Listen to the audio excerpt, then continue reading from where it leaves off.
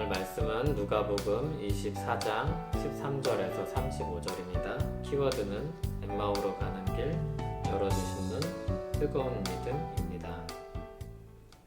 그날에 그들 중 둘이 예루살렘에서 25리 되는 엠마오라는 마을로 가면서 이 모든 된 일을 서로 이야기하더라. 그들이 서로 이야기하며 문의할 때 예수께서 가까이 이르러 그들과 동행하시나 그들의 눈이 가리워져서 그인 줄 알아보지 못하거늘 예수께서 이르시되 너희가 길 가면서 서로 주고받고 하는 이야기가 무엇이냐 하시니 두 사람이 슬픈 빛을 띠고 머물러 서더라.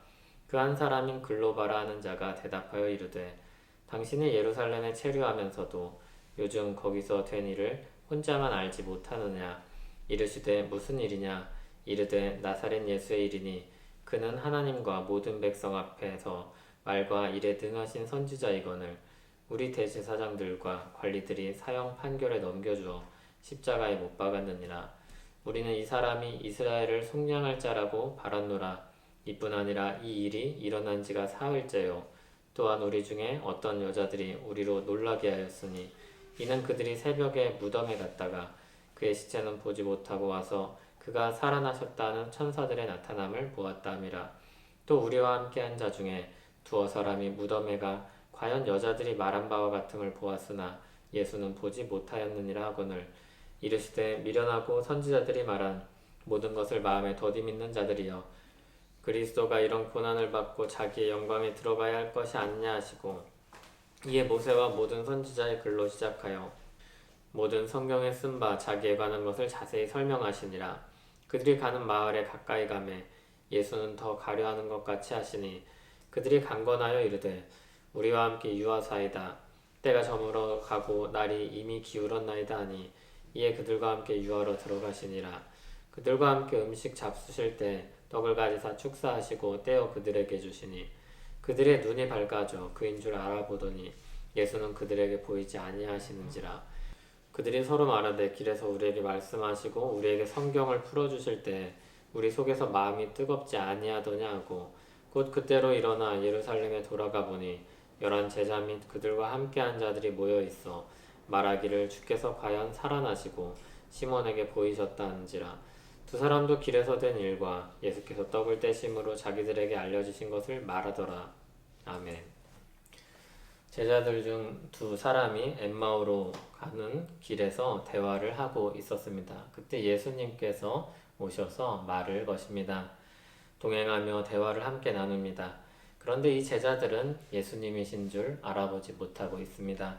그중 한 사람 글로바라는 사람이 그들이 어떤 대화를 하고 있었는지 들려줍니다. 나사렛 예수께서 십자가에서 죽으셨는데 벌써 사흘이 지났다는 것, 그리고 그 시체가 사라졌다는 것입니다. 예수님은 그리스도가 고난받고 영광 받으실 것이라고 말씀하셨습니다. 그리고 구약 성경이 자신을 가리킨다는 것을 하나하나 풀어서 말씀해 주셨습니다. 제자들은 예수님의 가르침을 특별히 느꼈고 함께 유하자고 청하였습니다. 예수님은 그들의 말에 응하였고 함께 음식을 잡수십니다. 그때 떡을 가지고 축사하시고 떼어서 그들에게 주시는데 그제서야 예수님을 알아보게 되었습니다. 그런데 그 자리에서 예수님은 안 보이게 되었습니다. 그들은 서로 말했습니다. 성경을 풀어주실 때 마음이 뜨겁지 아니하더냐. 그들이 느낀 것입니다.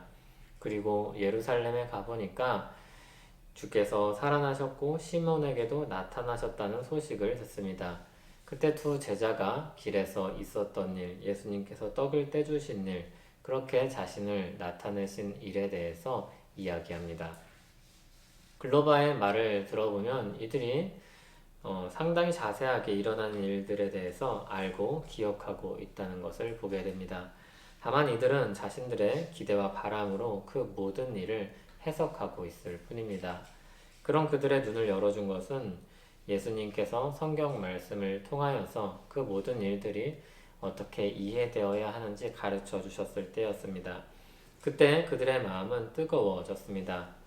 그들이 엠마오를 향해 가고 있을 때 예수님께서 그들에게 무슨 대화를 하는지 물으셨습니다. 17절에 그 말씀을 하실 때의 반응이 있습니다. 두 사람이 슬픈 빛을 띠고 머물러 서더라. 그들은 슬퍼하고 근심하고 있었습니다. 그들은 예수님을 특별한 분으로 생각했습니다. 하나님과 모든 사람들 앞에서 말과 일에 능한 선지자라고 했습니다. 그리고 열심히 그를 따랐습니다. 그들은 예수님이 이스라엘을 속량할 자라고 믿었습니다. 하지만 대제사장들과 사람들이 예수님을 십자가에 못 박았습니다. 그리고 죽으신 지 사흘이 지났습니다. 물론 빈 무덤에 대한 소식도 들었습니다. 그러나 아직은 그것을 받아들이지 못하고 있었습니다. 그런 그들을 주님께서 말씀을 풀어 가르쳐 주시고 그때 마음이 뜨거워졌던 것입니다. 슬픈 마음이 뜨거운 열정으로 바뀐 것입니다. 삶의 방향을 잃어버렸던 그들이 삶의 방향을 찾고 준비되게 된 것이죠.